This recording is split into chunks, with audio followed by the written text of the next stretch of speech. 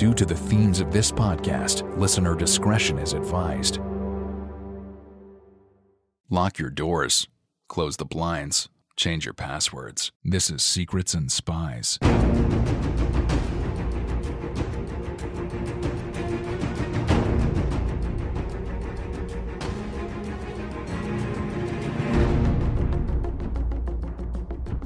Secrets and Spies is a podcast that dives into the world of espionage, terrorism, geopolitics, and intrigue. This episode is presented by Matt Fulton and produced by Chris Carr.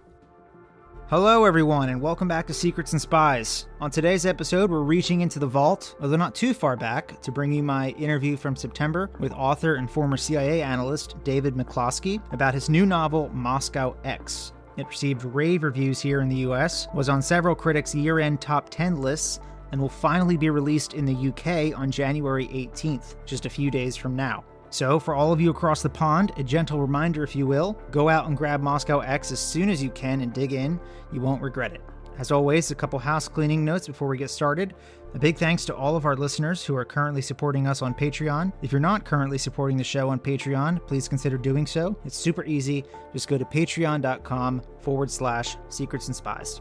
Depending on the subscription level you choose, you'll receive a set of Secrets and Spies coasters or a coffee cup. By subscribing, you'll be directly supporting this podcast. Your generosity helps keep us going.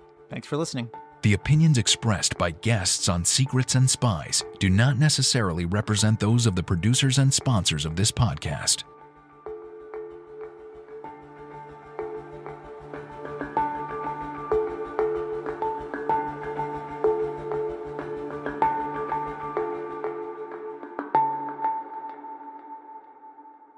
David McCloskey, welcome back to Secrets and Spies.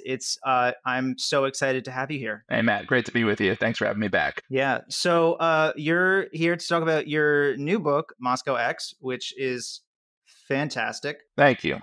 Before we get into that, I wanted to turn the clock back a little bit. I know you've gone into this in the past, but for anyone listening who's unfamiliar, just wanted to go into your background a bit, how you came to Langley, what you did at CIA, that kind of stuff.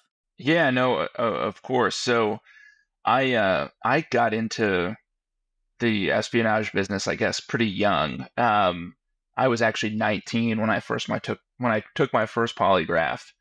I got recruited in a way that I'm sure would make a lot of my, our sort of OSS forebears roll over in their coffins, but it was a job, essentially a recruiter coming to campus to talk about CIA. And I was a pretty young freshman at the time, and thought it sounded like an amazing opportunity, and of course also assumed that there was no chance that I would ever get in.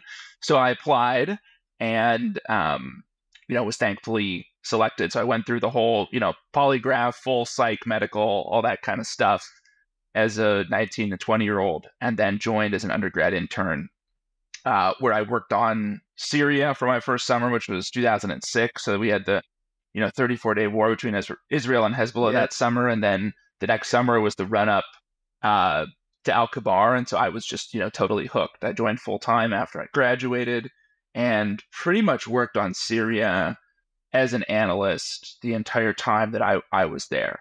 And, it started as a relatively sleepy account, right? Working on Syria in like 08, 09, before it got sexy. Wasn't the world. Yeah. Well, sexy might not be the right word, but yes, what I mean. I know what you mean. And then of course, was there and had a front row seat when it tipped into, an uprising and then eventually a civil war. But I was an analyst the whole time, and, left about, almost 9 years ago now.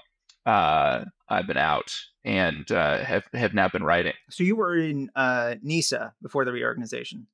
Yes, I was in OG NISA. I was in NISA, and then it became MENA, and then it became, I think there was actually something else in there before the reorg, and now, of course, it's the Near East Mission Center. I don't want to get too inside baseball for people, but so Al-Kabar is the Syrian nuclear reactor that the Israelis bombed in, was that '08? They bombed it in '07, I believe. Okay. It was September of '07, because I remember, they did it like the first or second week that I was back at school. So I had left, and then they did it. So you missed it. I missed it. I saw it in the New York Times. Yeah. And NISA is the Office of Near East and South Asian Analysis. Yes. There you go. Cool. Okay. Yeah. So you had this career at CIA starting out very young. I mean, they sort of like bought you out of the gate, and then, I know you went and did some consulting for a bit after Langley. Tell us a bit about your spy novelist origin story. I mean, was working in the genre something you always wanted to do? No, it wasn't. I mean, it wasn't something that I had really considered at all. I'd always loved reading and writing, and I had read voraciously in the genre, before I joined the CIA, and actually didn't read so voraciously when I was at CIA. I think somewhat common. You kind of see how it actually works, and you read some of these novels, and which I actually really love most of them, like the kind of more shoot 'em up type stuff that's really fun and action packed. But you read that kind of stuff when you're inside, and you're like, it's so different from what I'm doing that it can sometimes be, it strains credulity too much. But so all that to say, I didn't read so much when I was on the inside. When I left, I was really, I think, working through some stuff after having seen what was going on in Syria. I'd basically worked my entire professional, career up to that point on that country. I lived there. I had friends there. And I found that writing was just kind of a way to process that. It was very cathartic. I was doing it without any real intent of publishing anything. It was just for me. Mm-hmm. But I came back to it. I realized how much I loved it, and I realized that it sort of made me feel like me, in a way. And so I had this desire to get back to it, somehow. So I put that project aside. Bits and pieces of that thing that I was writing when I left became Damascus Station, eventually my first novel. But I had, it's like, okay, I'll put it in a drawer somewhere and might be able to come back to it later. And turned out 5 years later, I had an opportunity for a whole bunch of reasons to spend, a real chunk of about 6-7 months writing full time, Right. And came back to it, and Damascus Station came out of that. But there was no thought when I was inside CIA that I would really ever write spy fiction or, become a novelist at all.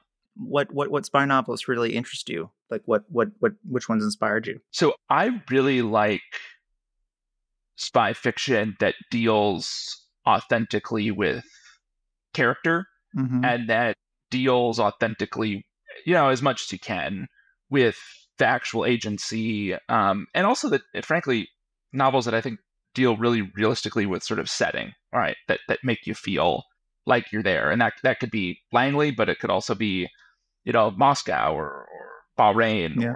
or, Berlin. So, I'd say there's a long list of things that have, of spy fiction that's inspired me along the way.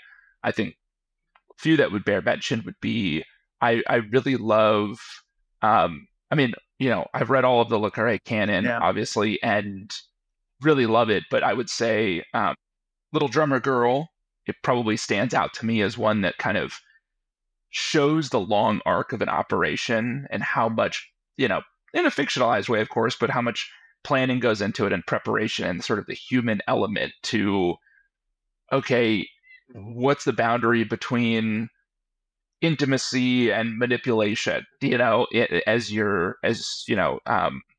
Charlie's being recruited by Mossad.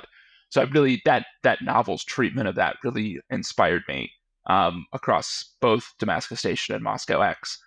And another one I would say is Jason Matthews, the late Jason Matthews Red Sparrow trilogy, which was one of the first spy novels I'd read that showed, I really appreciated a lot of the procedural aspects of those novels and obviously the tradecraft. Yeah. But I loved how many Easter eggs there were for insiders in those books, and how he really went out of his way to show the bureaucratic nature of the agency in a lot of respects, and to kind of bring a lot of those quirks and foibles onto the page, I thought, in sometimes very humorous ways. So that whole trilogy was a big inspiration to me. And another novelist I would say that whose books have been, on my bedside table when I've been writing has been Charles McCarry's novels. Yeah. I find, again, he's a former agency guy. You wouldn't necessarily know it from the books because he doesn't really try to go in depth so much on a lot of the tradecraft or the ins and outs of the bureaucracy, but he deals in really, I think, smart, character-driven spy fiction that kind of gives you the gamut of human experience and emotion at the same time in so much of his work. So those would be just a few I'd mention as being inspirations to me along the way. So I guess hearing these inspirations, it sort of makes more sense now. But so one of the big positives about Damascus Station, as people saw it, and I think is certainly true with Moscow X now, was the way in which you depict the intelligence world accurately. You touch on stuff like CIA's administrative rules and regulations, their kind of business travel guidelines, hall files, assessment cables, sending the balance of your, salary back to the U.S. Treasury, stuff like that. Why do you think it's important to really focus on this kind of minutia rather than just, the gunplay and lobbing quippy insults at the bad guys? Well, as much fun as those things are, I think for me it comes out of a desire to draw the characters realistically and fully, and when I'm dealing with characters that are CIA operations officers, mm-hmm. in Moscow X they're Knox, or in the case of Proctor running this sort of fairly aggressive component of Russia House called Moscow X. The reality of those jobs is that a lot of it, you're sort of dealing with this bureaucracy. You're dealing with these regulations and procedures. You're dealing with finance. You're dealing with legal.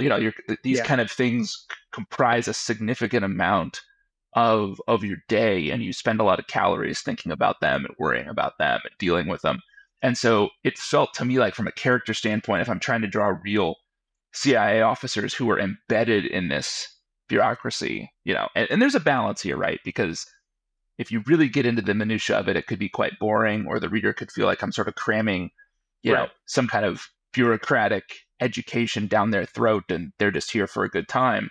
So I have to be careful, but I think that in dollops and at the right point in the story, they bring the characters out, I think and hope, more authentically than if I just suppressed that stuff, or if I invented, and certainly there's a lot in the novels that are fiction, clearly, but if I just invented crazy things that happened to them because they seemed like they'd be more fun, I think the books would feel less like I'm dealing realistically with these people and with the the real CIA that they work in. Yeah, I mean, I sort of look at it this way, and I've droned on about this to people on the pod and off the pod, but I'm really kind of big on the ethics of writing in the spy genre, which is sort of to say that there's a degree of fantasy and escapism at the heart of what we do. I mean, that's, people sit down and they read these books for fun, but I think with this subject matter, like most people who read these books,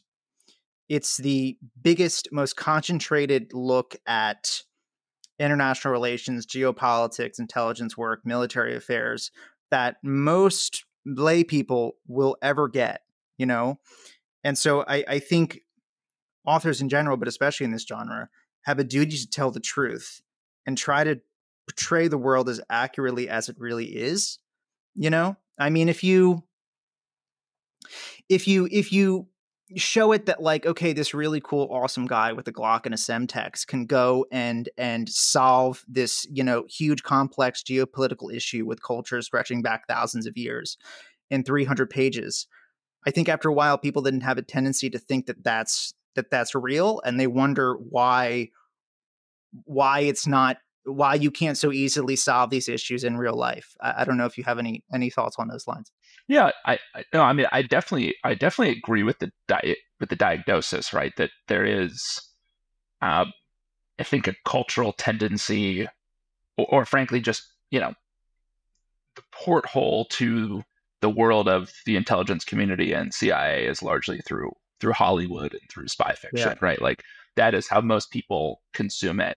And so over time, and in some, there could be an expectation that, well, there really should be superhero spies, and why don't we have those, right? Because I've been reading about them and watching them on TV for 2 decades. Like if they don't exist, they should, right? And so if I'm seeing the intelligence agencies behave in ways that, make them appear to not be superheroes or to be villains, well, then that's something wrong with them as opposed to the way the spy business actually works.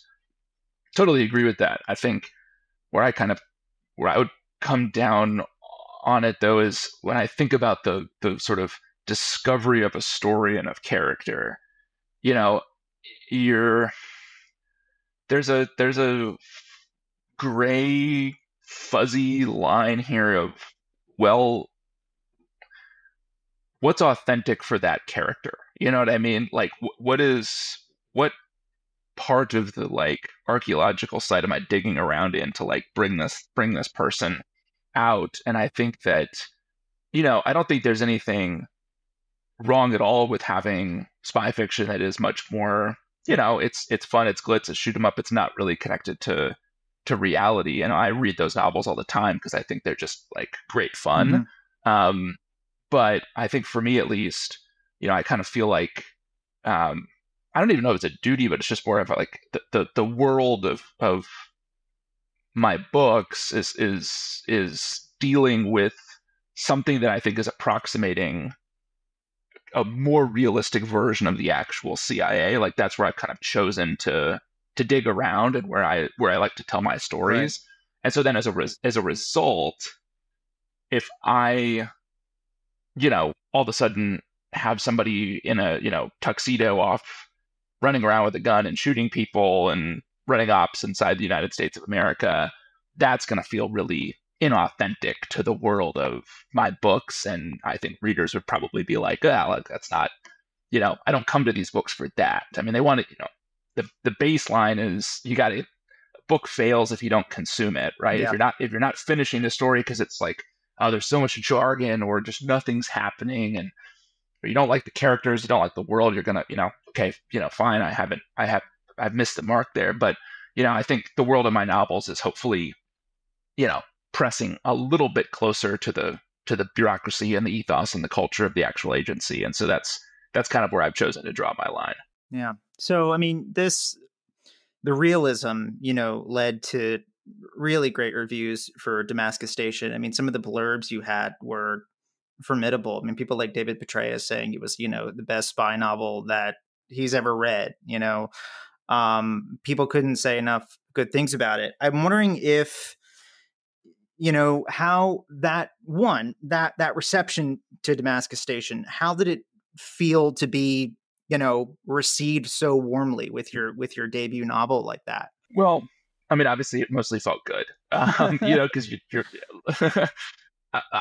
I think you're kind of, at least me, I'm sort of, but I mean, last time with Damascus Station, now with Damascus X, you're sort of bracing for the shoe to drop, and for I don't know if it's a writer thing or if it's a me thing, and I'm sort of a pessimist by nature, so I'm kind of like, all right, I'm waiting for the avalanche of terrible reviews and, people telling you to sort of pack it up and find another job. So to hear other things, to hear positive words about the novel and to feel like it was generally well received is a tremendous, blessing and gift. And one that I think, again, as a natural pessimist, I'm sort of not preparing myself for this time. I'm sort of equally bracing for, the roast.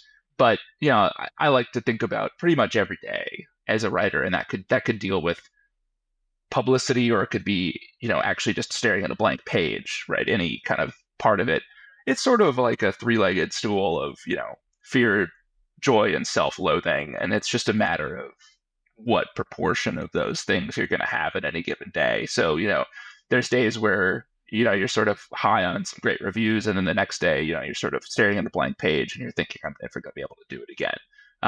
So it's kind of all of those things at once, and definitely not in equal measure. It sort of goes up and down, and the proportion changes depending on what's going on. But it was a tremendous, full stop. It was a tremendous gift and blessing to sort of feel like, okay, there are people.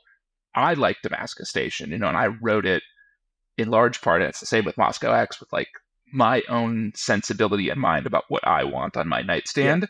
And so there's something there about like, feeling like that voice, that story, whatever it might be, is resonating with people. That's wonderful.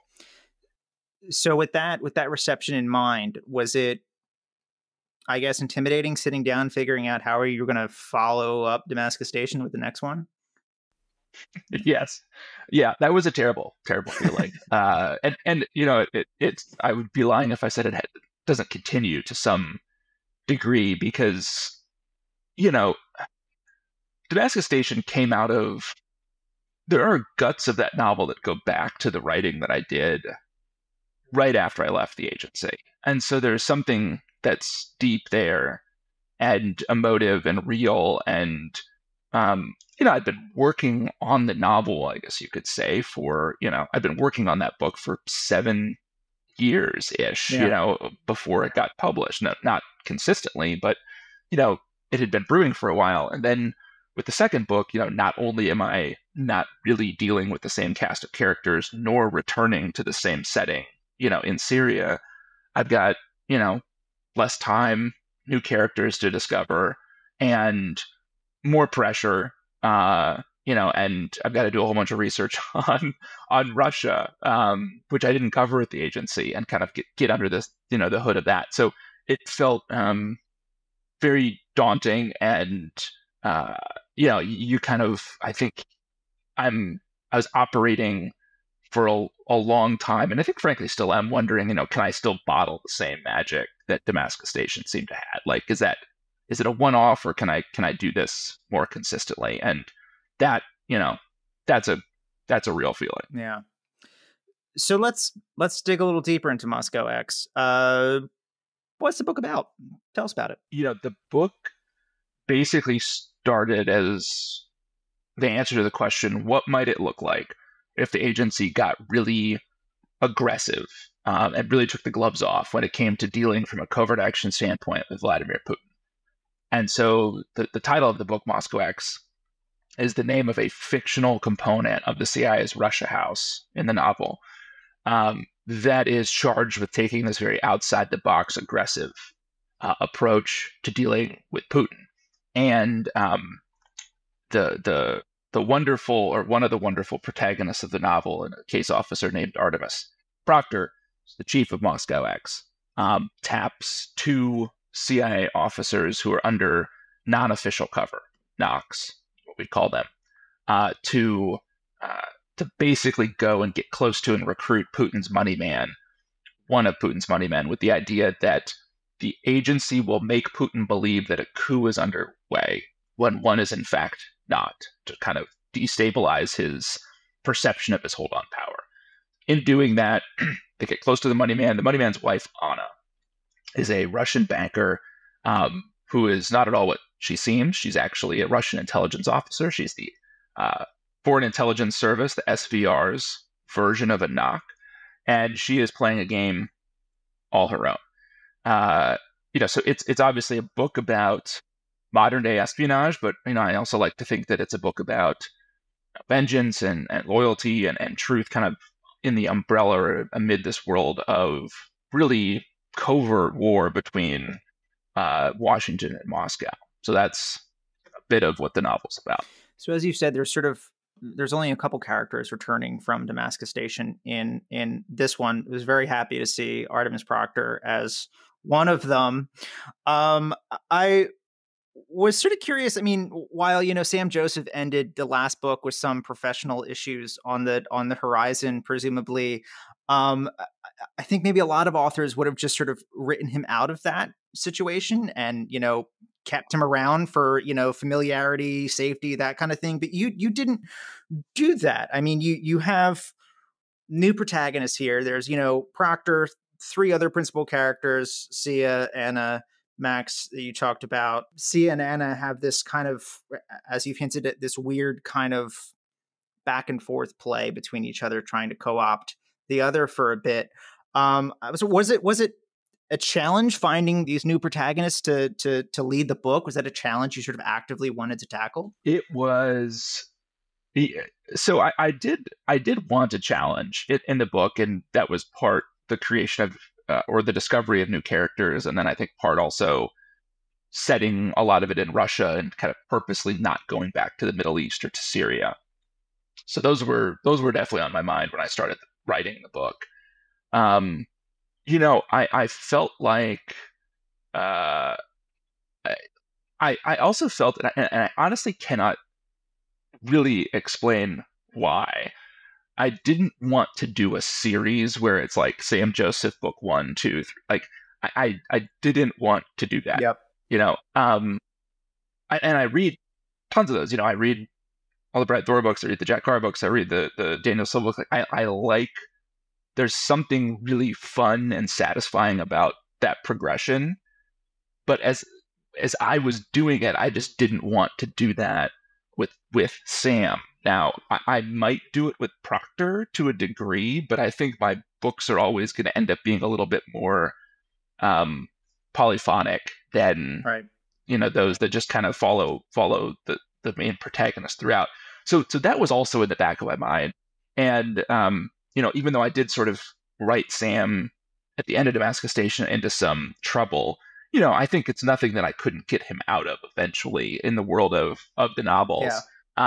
And in fact, he may return in the third book for a bit. But that was kind of, I think all of that was going through my head when I started writing. Proctor wasn't even going to be in the book. But as I was writing it, I felt like she was missing, is all I could say. And then I just started to plug her in, and she took off in her own deranged ways, as she does. Yeah.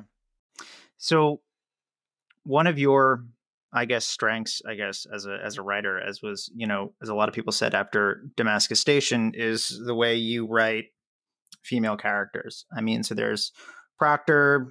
Proctor's kind of her own kind of thing, I guess, but I wouldn't really. It's hard to put her in a box. I think. She defies easy categorization. Yeah, she is all things at all times, kind of. But so you had Miriam Haddad and her cousin in Damascus Station. In this one, you have kind of another two-hander with Sia and with Anna. I mean, and none of your female characters are just sort of accessories and air or window dressing. I mean, they're not sullen victims, to kind of borrow your words there. Their arcs are kind of broadly empowering. And I mean, it's kind of rare in this genre. I was wondering if you could talk a bit about how you do that, what your approach is to that. I didn't start either book with any kind of intent that and I would say, look, like there are many different types of characters in these novels, but I think Damascus Station sort of starts as Sam's novel, and I think by the end it's Miriam's. And I think you could make a similar case here that by the end of Moscow X, this is Anna's book. And that process was very organic and unexpected. I generally have adopted approach when I'm writing of going toward where there's energy and feeling like and trying to sort of let go of my own ego or any sense I have of structure or outline and let the story drive things. Once I feel like I've kind of gotten down to a point where I've hit the river that's running and I can just kind of go with it, you know? And I think in both novels, it felt like, okay, once I hit something in Damascus Station, it's like, okay, Miriam, I would write, I write a lot of stuff that doesn't make it into the books in an effort to discover the characters, to figure out what they talk like, what they wear, what they think, what they're afraid of. And as I just discover them, I think in those cases, I just felt like, oh, there's so much energy here. I'm just going to kind of I'm going to let it go, and just follow that. And that's it. And so, I kind of, I don't have a sexy answer on why I chose them, because I don't really think I fit that way. I think I sort of found that story and that voice in a way that felt like it worked and had energy to me. And so I just sort of captured it on paper, that's the best way I can describe it. I mean, I think that my first attempts at writing a lot of these characters' voices are always very, like they don't work ultimately, or they wouldn't work in a book, because I'm just getting to know them or just sort of starting to see a little glimmer of them. But as I write, you start to realize who they are and hear them more effectively, and then you're kind of like, all right, I'm rolling with that, and I'm just gonna let it take me on a ride. So I wish I had a better answer, but it's just this very organic thing that kind of comes out of the writing process, I think, as to how I find my characters. So this book does a lot of work with interesting non-traditional forms of covers for its officers. I mean, there's one as an FNO that I was new to me. I don't think I've ever seen that before depicted. Just wondering if you could talk us through, these different types of covers that the three kind of principal officers in this story have, and the benefits, I guess, that gives for operating in a denied territory like modern Russia. There's three characters in the novel that are operating under forms of non-official cover. One of them is Sia, who is a London-based lawyer. All right, so she's actually a lawyer, but she's also a CIA officer. We have Max, who maybe has the most interesting form of cover, in that he is, in the world of the book, a foreign national officer. I had to mess around with the actual title here, thanks to our friends at the CIA's Publication Review Board. Oh, that's interesting. But he's basically you could think about his role as being, he's a Mexican national, right? So he's not an American citizen. And he's a CIA officer. He's not an asset.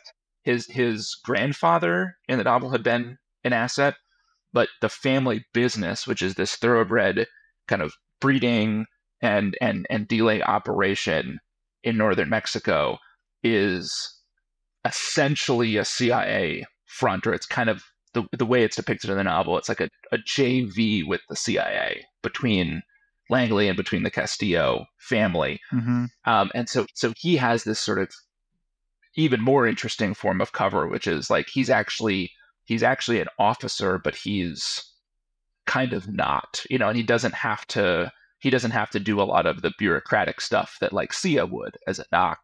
And then Anna is a member of the Russian Foreign Intelligence Service, and the Russians are more creative and flexible with a lot of this stuff than we are. Yeah.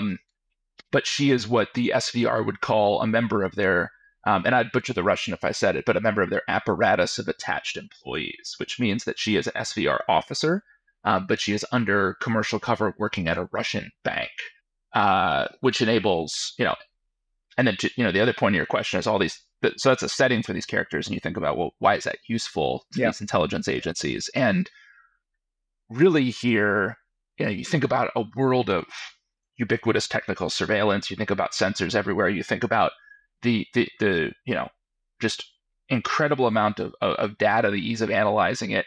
It's very hard for let's take the world of Damascus Station, where you have case officers who are operating at an embassy. They're under diplomatic cover, but they're employees of the United States government, right? How hard is it in the context of modern Russia for, even if you put the CIA stuff aside, for someone from the State Department to go and meet with a Russian that shouldn't be meeting with Americans? That's hard. The Russians could figure that out. They could ask questions. This person could, be disappeared.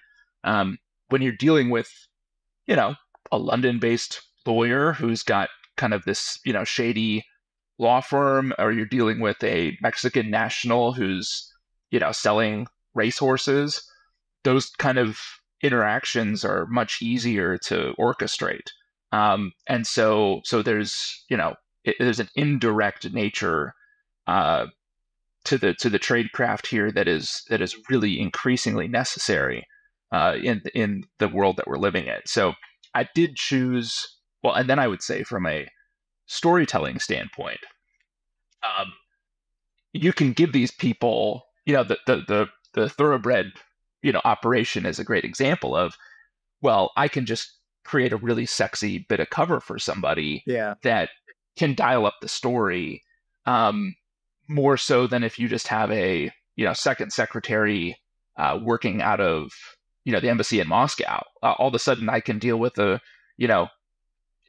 multi-billion-dollar horse racing operation, right? And bring that into the story and think about how that could be used to drive plot points or character points. So all that kind of stuff came together, and I thought that it would work to step out of the world of embassy operations and to deal with the world of really commercial operations in this book.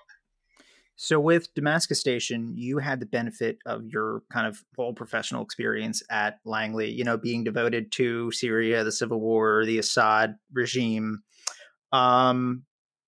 In this one, you really kind of shift gears a bit. I mean, Moscow X is set broadly across Russia, Mexico, various parts of Western Europe. How was it kind of, shifting gears into these new kind of settings and cultures and different kind of political systems? What resources helped you kind of research this book? Yeah, I did have to do a lot of research, which maybe was a mistake, because it just took a lot of time. So, with some places I had, the mental travel log, right? Like, spent a lot of time in London. Like, that it's like a lot of the book is set there. I have the memory to deal with. I can, that was a little bit easier, Russia was harder. And the process there was reading pretty much everything I could get my hands on, not just about the high politics, but like, books about St. Petersburg that deal with, okay, what's the traffic like and what's the cuisine like and all, what do people wear? How do you what do people look like when they're walking? How do people walk? I mean, you just all these kinds of things that you're trying to absorb to create the, the quote unquote fictional world of the novel, but that these are the kind of facts that as a novelist, you don't want to get wrong. Right. And if you put them in the right quantity, they make the book feel real. They make you feel like you're actually in the city, Yeah. There's plenty of books, like if you don't do that, you don't feel like you're there. You're told you're there, but you don't actually, as a reader, but you don't feel it. And I'm, hopeful that with Damascus Station and then now with Moscow X, that like the setting becomes a character in that way. So it's a lot of reading. It's a lot of reading of stuff that, you might not normally think of if you're trying to get up to speed on Russia. And then it's a lot of conversations with people who have lived there and spent tons of time there. Because, if I'm trying to figure out, okay, it's November and you're walking around St. Petersburg, like, what does that smell like? You just talk to some people from St. Petersburg and they'll kind of talk, about different smells that come in on the marine wind and like what it's like to be there and what it, all that kind of stuff is just invaluable. So it's a lot of that too. And even with places that I've been, I find that doing that is helpful because sometimes when you're there, you're kind of like, you're not focused on that. You're not absorbing all these things, but then you talk to someone who's, who grew up and has spent their entire life in London. And even though I know the place generally, you're kind of like, okay, yeah, that you're bringing new light on the setting to me that I can work in through a character's perspective. So it's all those things, but yeah, man, it was a lot of work. I would not recommend if you're trying to get a book done quickly. Let's put it that way. So what was it, I think I kind of know the answer to this. Was it difficult finding your way through this book? Yes. Yeah, it nearly killed me. Not like literally, but it was very hard. It was very hard to write. I mean, I'm sort of, I think, maybe coming to the realization that it's just hard to write novels, go figure.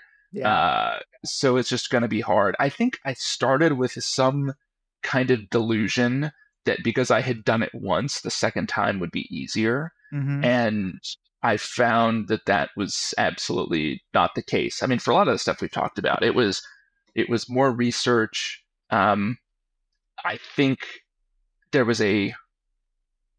I started digging around for the wrong story or a story that didn't work to start, and I got pretty far down the path. Like I probably wrote almost 100 pages on a plot line that just fizzled and died, and I think I knew after 30 or 40 pages it wasn't working, but I kind of kept banging away at it to see if it would work, and I eventually just had to throw it away. So there were months of that, and then it was just like, okay, just move that aside, start over from a clean slate. So that was mixed in too.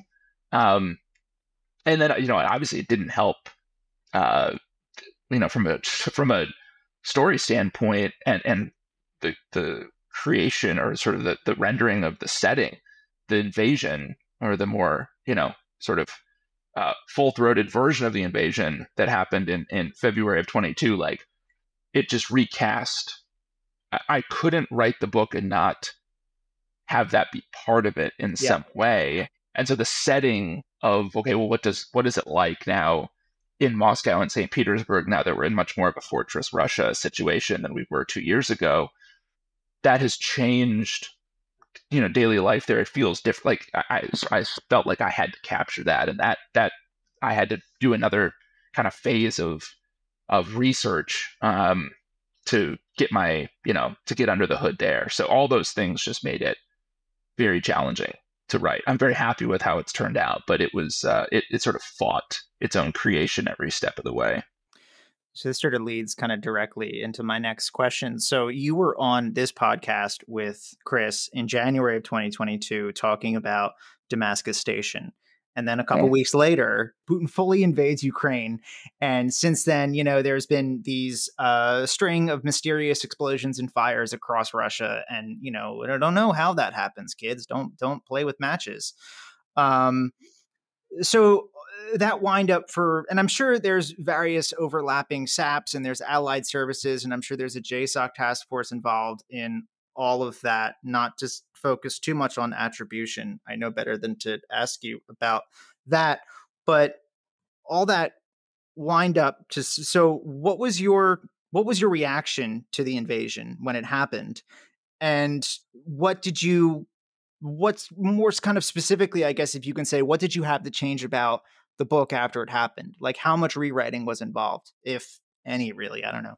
Yeah. So I had to rework a lot of the way I framed the setting.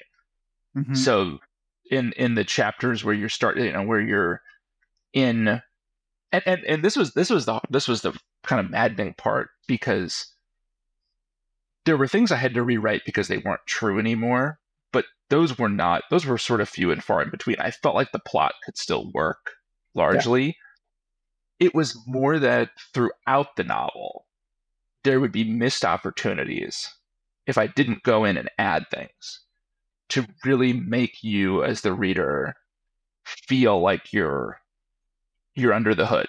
Like you feel what it's like to be in Petersburg or Moscow right now, or you feel what it's like to kind of go in to Russia as a knock. I mean, that would always have been a terrifying prospect, but even potentially more so now.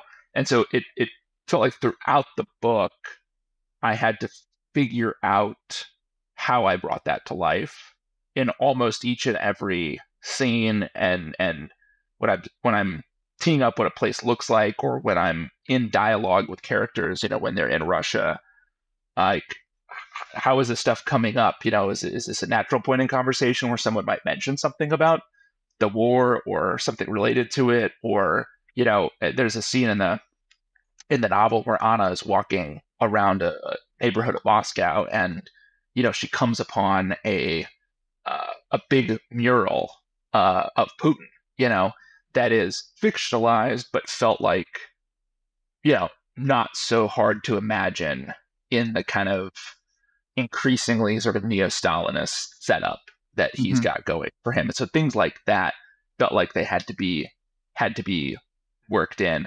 I will say, I said not much had to change the plot side of things. It's not entirely true, because I had a kind of build-up of several provocations in older versions of the novel that led the CIA to get to this point where they said, okay, we're going to take the gloves off.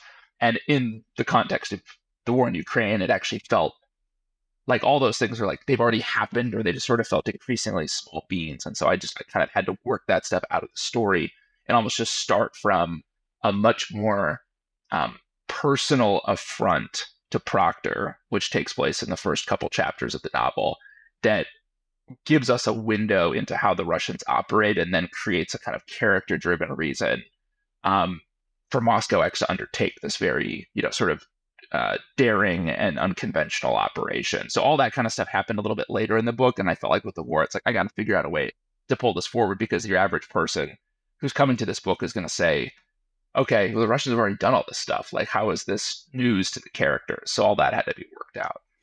Right. Proctor has this monologue pretty early on in the book where she says, the Russians have been repeatedly poking us again and again for years, constantly pushing the envelope through things like election meddling or directed energy weapons like the Havana Syndrome,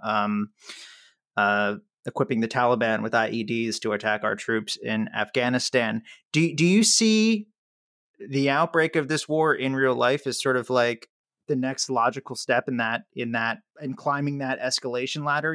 If there was an Artemis Proctor leading Moscow X a couple years ago, do you think what we see now in Ukraine could have been prevented? I think that counterfactual would definitely be above my pay grade, but I do think that you can draw a line, across, going back probably further than this, but, you think about, okay, the war in Georgia, you think about Syria, you think about, this run of, you mentioned a lot of them, but a run of assassinations of, oppositionists, defectors overseas. You think about, and at home, you think about directed energy, attacks against our intelligence officers. You think about, noodling around in our grid, in our infrastructure, ransomware attacks. Like you just sort of have this, fairly uninterrupted string of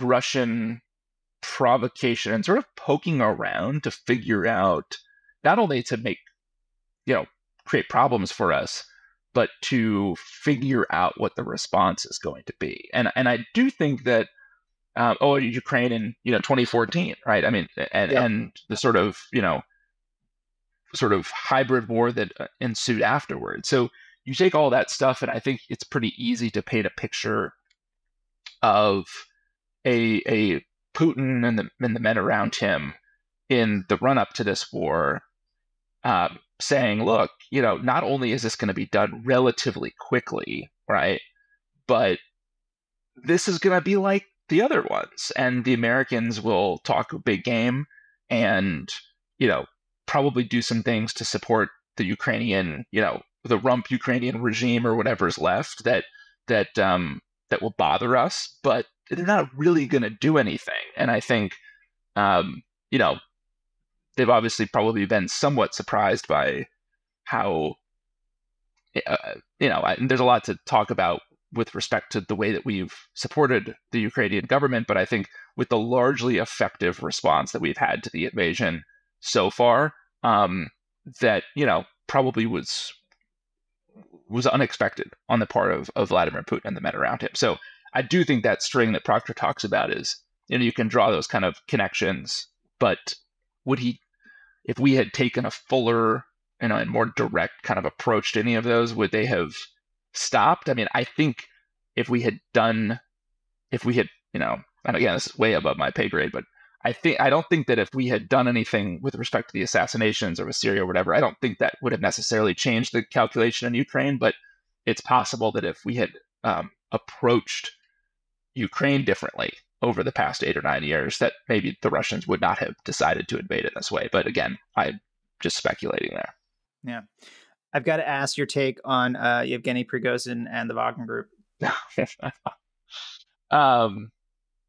Boy, I mean, I was watching those events in June, and as part of me is thinking, like, because I've got this sort of fake coup in the novel, and then all of a sudden Prigozhin is out there, potentially trying to pull off the real thing. And I mean, I have to admit, my first thoughts were, well, how am I gonna what will I do to the novel if they pull this off, and if Putin is ousted? I didn't have any good ideas.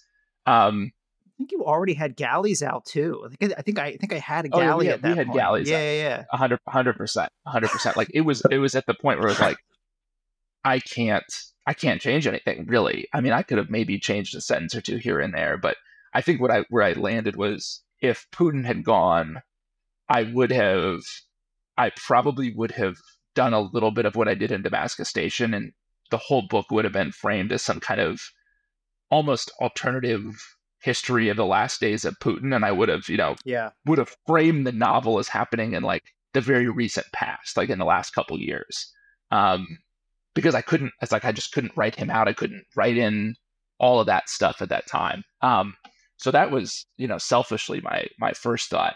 I mean, I kind of see some real patterns with Prigozhin and like Russian elite politics going back hundreds of years, where you have this sort of spurned courtier who has been elevated by Putin, and who on his own did not have, really for a long time didn't have his own power base outside of Putin. I mean, he was elevated by Putin as the sort of outsider brought into the system to do nasty and somewhat deniable things, for the Tsar.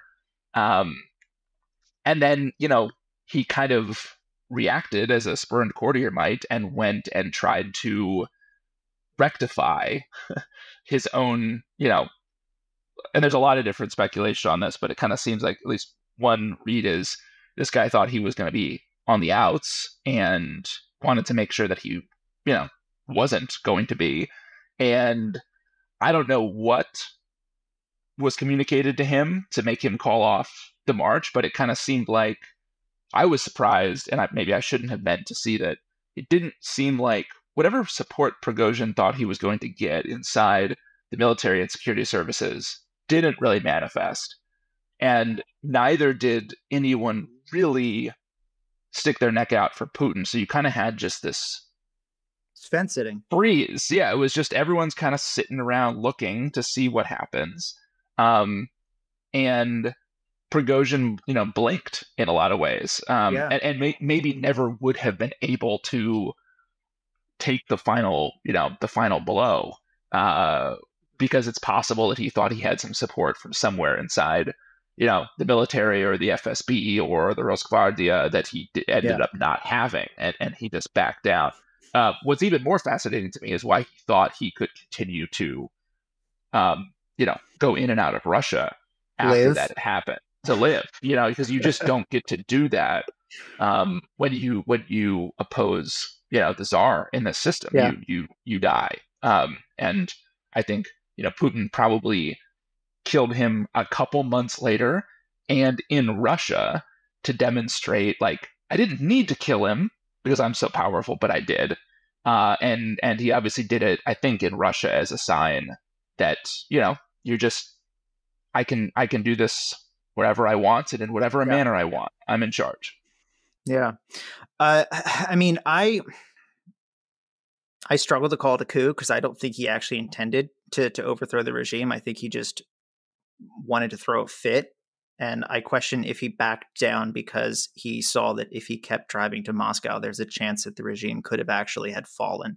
And he didn't, like, if you break it, you buy it. And I don't think he wanted to buy it. Yeah. No, I think I've been interested to see the varying ways that different like news outlets and podcasts have referred to it. It's like, is it an abortive coup? Is it a like what is it? But I could totally see that he was perhaps surprised at what happened and how far he may have gotten, and he maybe emerged from his rage blackout, to your point, unsure of what he might do if they actually got there and they were able to physically take the Kremlin, if everyone just sort of continued to stay back. I seriously questioned if he could have. I think he could have done it. Maybe. Yeah. I mean, that's the crazy thing about these kind of elite maneuverings is that, until you get there. Yeah. I mean, who knows? Are what elements of the presidential kind of administration or what elements of the military are actually going to stand up versus who might just say that they're on vacation and sit it out. You don't know until you get there. And it's very possible that, to your point, people would have just said, okay, let's sit it out, and the Wagner guys could have had their run of the place. I'm sure it would have been bloody if they'd gotten into the Kremlin or anything like that. There would have been bloodshed, and there already was from what they did. But it's very possible. You talk about that fence sitting and sort of the rest of the Russian elite kind of sitting on the sidelines and waiting to see what happened. It's also sort of struck me the reaction of ordinary Russians. I mean, Russian popular opinion is almost impossible for us anyway to gauge at this point.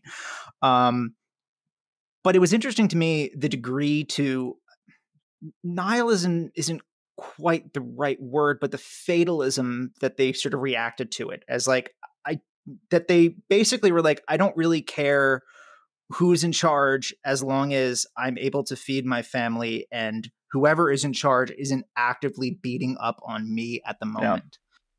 Yeah, that's right. I think that one of the things that was most interesting to me in discovering, in particular, the Anna character in the novel was, I was trying to figure out the sense of what does it look like if you're a Russian, and she's not an ordinary Russian, right? She's a member of the elite, but there was something very deep here in the Russian relationship with power or with the state, and it kind of, at least my read, is that for a lot of people, it doesn't really matter if you're a member of the elite or if you're not.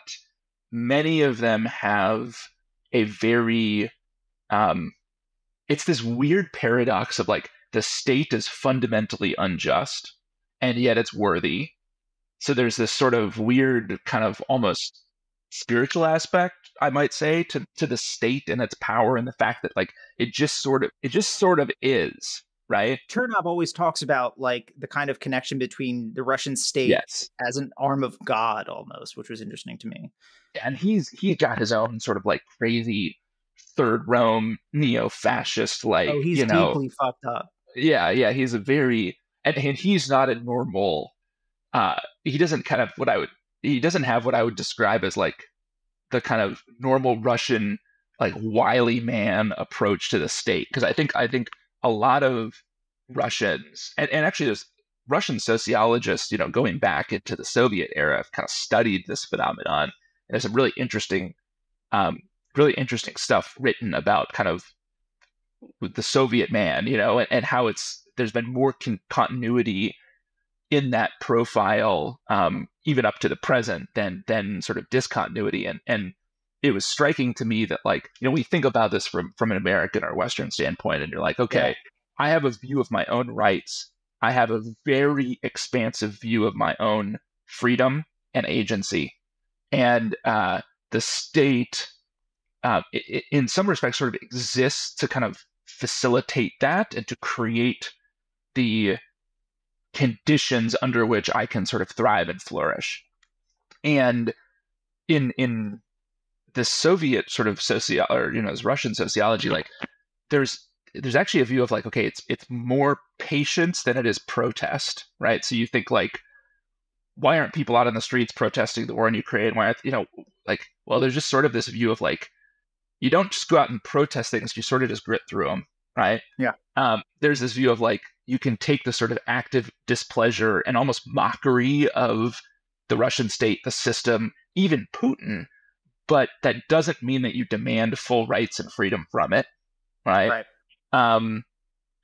So there's this view, it's almost like this perspective that I'm going to eke out small victories where I can to give myself some sense of dignity, but I'm not out there calling for, a Jeffersonian democracy. And there's a much more limited view, I think, of what's possible because the state is seen as this sort of predatory and eternal thing, but it's also sort of fundamentally on some kind of mission and somewhat worthy and good also. And all those things are kind of bottled up together. So I was really struck by that when I was doing my research and felt like, it was important that like Anna in the novel, she is doing things that to us, are very risky, but she's not doing them to like change Russia. She's not doing them to even like fully change her own position. She's almost doing them. There's a line that I think captures her position well, which is she has a line in the novel like, I'm going to steal from a thief and I'm going to get away with it. Like that is ultimately what she is after. And it's far less than any of us with our perspective on our rights would be after. But for her, that's victory. And that's what she wants. This is a good place to bring in a quick passage from the book, if you don't mind me reading it real quick. Yeah, please. So this is early on. This is early on in the book. It's Anna reflecting on St. Petersburg.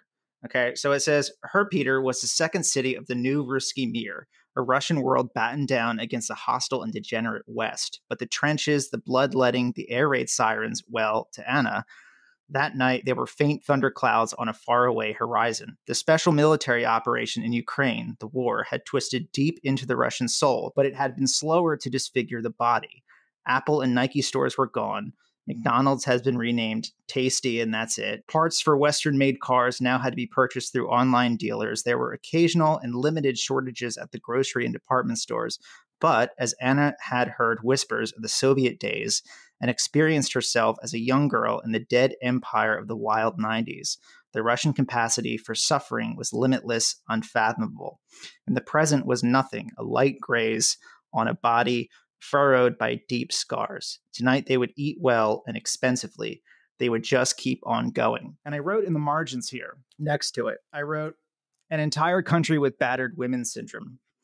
And I didn't quite realize, not to say too much, I didn't quite realize the connection I was making at the time. But your take on that, modern Russia as a country with battered women syndrome, and them just sort of just taking it one step at a time, trying to survive. Yeah, I think that we truly don't understand how deeply ingrained kind of in the psyche and the sort of spiritual mindset of many Russians, like this idea that we can just grit through it and suffer our way to the other side. It's not fundamentally an American strong suit, I would say. But I think so many Russians would have memories of the Soviet collapse and would have memories of what it was like in the 90s, and would just kind of feel like, we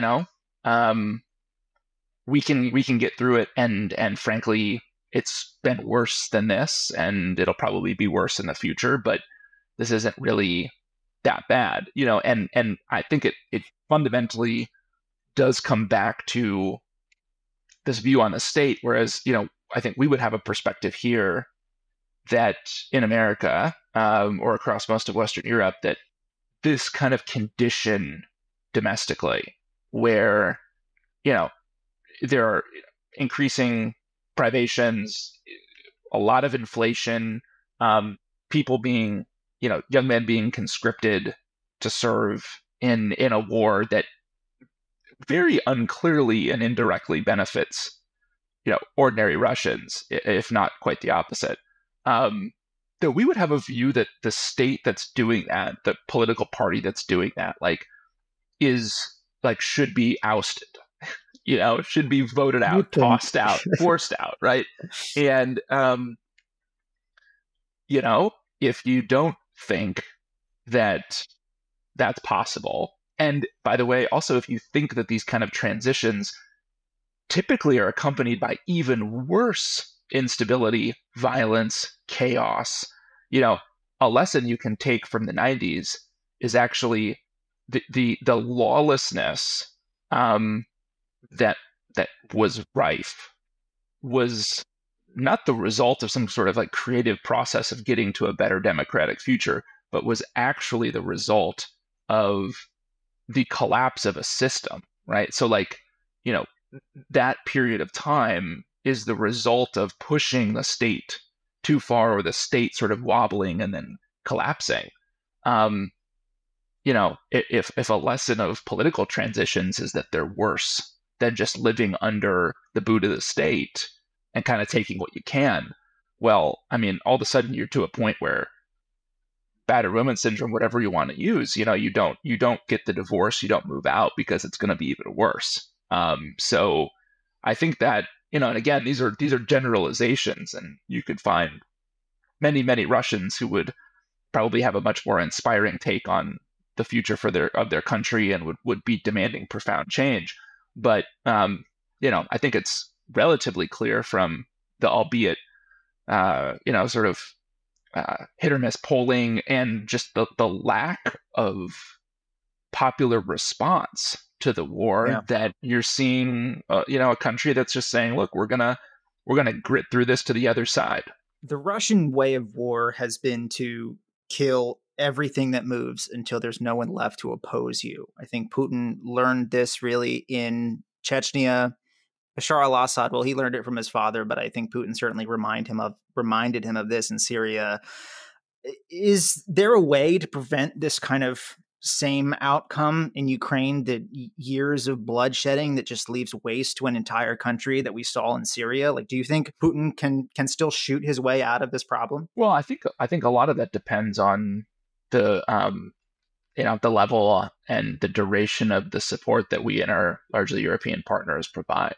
I think that the Russian way of doing things is, I mean, frankly, the way of a lot of warfare in human history, which is, we are just going to, this isn't American counterinsurgency in Iraq and Afghanistan where we're trying to win over local populations. This is just, we're going to, if there's resistance, we're going to destroy everything, and we're going to kill all your people, and we're going to deport a lot of them. And, we're going to consume the territory that way, and well, obviously, I think there's been a tendency to either view the Russian military as like a midget or 12 feet tall with not a lot of room in between.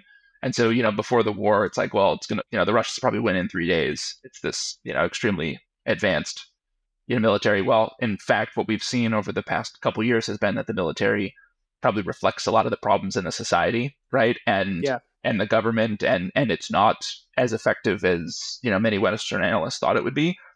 But it's also not 3 feet tall, so, and Ukraine is very important to Putin and the people around him, and increasingly to the society. And I think we're seeing a situation where ordinary Russians are now sort of battening down the hatches to be engaged in this war for the long term. It looks like it's going to be a long and bloody slog in any case. But whether or not Putin is able to eventually, take more territory, or maybe even further down the line, get to his original strategic goal of, installing a client state, in Ukraine. I think a lot of that'll depend. It'll probably take years, and a lot of it'll depend on whether we can keep, or whether we have the sort of, political will and the resources to keep our eye on the ball and to resist that from happening. I think the surest way to prevent Putin from doing what he's done in all these other places, and in the parts of Ukraine that they've fought in and controlled, is to, give the Ukrainians what they need to win. One of the things that keeps me up at night, apart from with this, as far as this war goes, apart from our own issues that could potentially really change the game in Putin's favor, is the deportations of Ukrainians to the Far East. I think there's some really dark stuff going on right now that we barely know about. Yeah, I think that's right. We've it's very easy, I think, to lose the thread on the war and on Russian objectives, because you can kind of just say, okay, well, you can push a lot of it out of sight, out of mind, and you can get hooked on narratives on the far left and frankly the far right of our spectrum that it doesn't really matter to us, and we should just sort of let them figure it out. I think it's clear that the objective, as defined, as Putin has said and written, and as the Russian military is behaving, is that Ukraine actually doesn't exist as a nation. It's part of the people who live there should not have their own cultural expression, their own freedom, their own government, disconnected from the power vertical in Moscow. And frankly, you could even go a step further and say that the deportations, all the way up to the letter, the sort of infamous letter that Putin wrote about, going back into history and sort of reframing Ukraine as being nothing but a Russian vassal state at best. All of that is just, essentially a declaration that we're going to, if we win, if Moscow wins, you do not get to exist. I think that is a big part of the objective here, and one that, if you walk that high level policy on down, you get to deportations, you get to taking kids, you get to just the destruction or the looting of cultural artifacts, destroying infrastructure, destroying anything of cultural significance, because it doesn't, it's not valid. It's not, they should not and don't exist as people. Couple quick questions before we wrap, because I know you got to go soon. What's your writing routine like? Any quirks or rituals? Lots of rituals. Probably lots of quirks too. I try to write pretty much every day. I typically will go and I sit at a coffee shop. I find that I've got 3 kids under 8, and most days at the house, then you're sort of, it's hard to get that kind of focus. With writing, which is very different from consulting or a lot of other jobs, you really need blocks. You absolutely need longer blocks of time to really work, doing it in 30-minute increments, 45-minute increments. You can do some stuff there, but you need longer stretches. So I sit at a coffee shop. I have a cup of coffee in the morning. I try to do a session from 8:15, 8:30 if I can, up until lunch. At lunchtime, I'll typically do other things, maybe check some email, do a phone call, actually have lunch with somebody. Sometimes you need to talk to another human because you've been so immersed in the story that you need to pull yourself out and actually realize that there is a world of, that exists outside of your story. And then I'll, if I'm able, from a scheduling standpoint, I will go back in and I'll do another run in the afternoon. For me, the victory is not on any given day is not how do I feel about the writing or anything like that. It's just word count. I'm trying to get to somewhere between 2,000 and 3,000 words a day. And I kind of know that I won't know until until I'm much further down the line if those words are going to work and in what context, and if it's going to be discovery work to get to character setting another piece of the story, or if it's something that's really going to go in the final version. So I just I view it as I've just got to show up every day. I take a very almost a clock punching mentality to it of this is a 8:30 to 5 p.m. kind of job. I punch in, I punch out. It doesn't matter if I feel inspired that day. It doesn't matter how much sleep I've gotten or how I feel about my life. I'm just going to sit down and do it as if there were some external, force or boss pushing me to go and get the words down on paper. Because I'll tell you, there are days where I sit down and I'm well rested, I'm happy, I'm at peace with the world, and I feel like they're actually not productive writing days. Like whatever, for whatever reason it didn't come, and then other days where you sit down and you're like, well, I had 3 whiskeys last night and I'm really mad, and it's not a great start to the day, and the kids were yelling and everyone was late this morning, and you sit down and like by 11 a.m. you're like rolling on something that just sort of appeared, and then you go. My overall approach is one where I say, look, like if you're putting an album together, maybe there's 13, 14 tracks, but you probably wrote 40, and then before you worked it down to the number that you've got on the album, like I write, the books are somewhere between 115 and 130,000 words, and I probably write about 400 to 500,000 words per novel.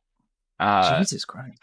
So because I can't find the right, I have to dig around and figure out what's really going to work and what's a distraction, and what darlings need to be killed and all that kind of stuff before it really takes shape. So, and then I probably go through. I have a first. I will typically sprint to get a first draft done. I won't go back and edit, really. I just go. So for the first, I would say the first 3 to 6 months of a book are just getting that first draft done.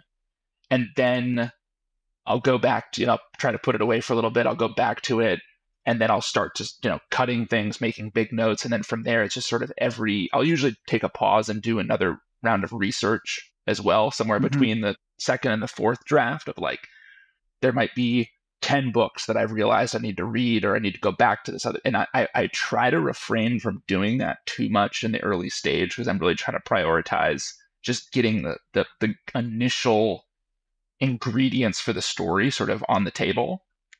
And then I go back into the research. I figure out where that can get dolloped in or where it shouldn't. And I'll just start, I'll refine. And I probably do, in total, it kind of depends on how you keep track, but I probably do somewhere around 10 drafts or 10 editing passes through. And then toward the end, it becomes this sort of maniacal thing where like the guts of the story are there, but I'm sweating every single word. I read the books out loud to myself to figure out how they sort of sound. And it becomes much more detailed and maddening toward the end in that respect. But it's a little bit of chaos, I would say, throughout the whole thing. And I don't outline. I don't find that to be helpful. I don't find that to be helpful. I know a lot of people who do, but I find the outlines I think they sort of, for me, they deaden the story and the voice, and they make it seem more sort of predictable. And so I don't do any of that. Yeah. What's up with book 3? What can you tell us about it? Anything? So it's done. I'm congrats. Thank you. I'm putting the final touches on it. It is a mole hunt, so it is very much a kind of modern homage to Tinker Tailor. Proctor returns in the George Smiley role, and basic premise is there is a very well placed Russian mole operating inside Langley. Who is it? And Proctor is brought in to help, solve that question, solve that riddle. So it was also hard to write. I thought it would be easy. Again, I'm discovering that there's a pattern here where I think the books will get easier and they actually don't. This one it does bounce around between Moscow and Langley and a few other places, but it's much more of a look into the CIA itself and kind of a mystery around who this bull is among our sort of cast of suspects. So it was fun to write in that sense, because the other 2 books are not really mysteries, and so this one has that mysterious kind of question up front. It's like, who is this of the cast of characters we've met? You seem interested in flawed characters working at the heart of repressive regimes, trying to hold on to their humanity while everyone around them loses theirs. Will we sort of see that same dynamic with Proctor in Langley? I like that. That's a good. I might steal that actually when I frame the book. I hadn't thought about it that way. I think there's elements of that for sure in the 3rd book. the way that I have thought about this one is it's a lot of the characters in the novel are dealing with the twilight of their careers. Yeah. And so they're really wrestling with, like, what does it mean to be loyal to a place that doesn't really love me back? You know, what was it all for? And is it worth making sacrifices for the agency? And what do those look like? And what do they mean? And what does friendship look like over, decades in this business? And so Proctor is really wrestling with all of that. And I do think that there are, as you wisely note, I think some threads connecting her to Miriam and to Anna, dealing with, like, what does it mean for me to be me, or to get what I want in a system or in a construct where, like,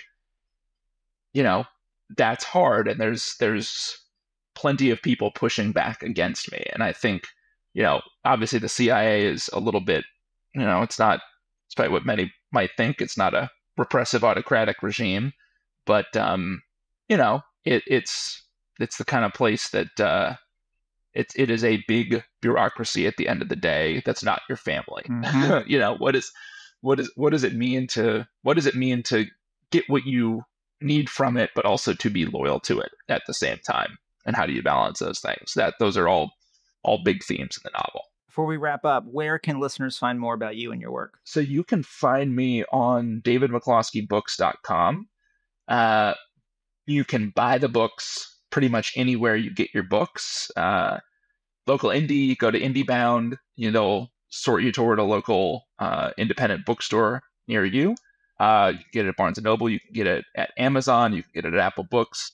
The audiobook is now up for the books are up for pre-order, and the book comes out on October 3rd.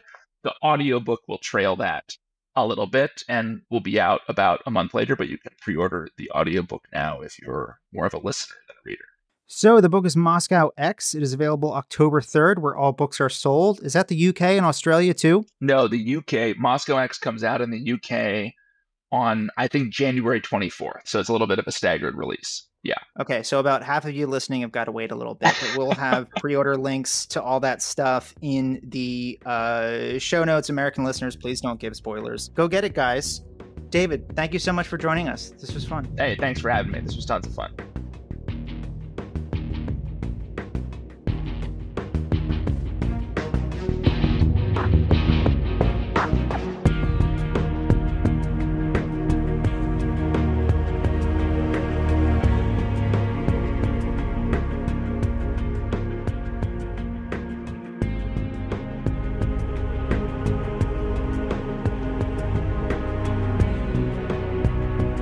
Thanks for listening. This is Secrets and Spies.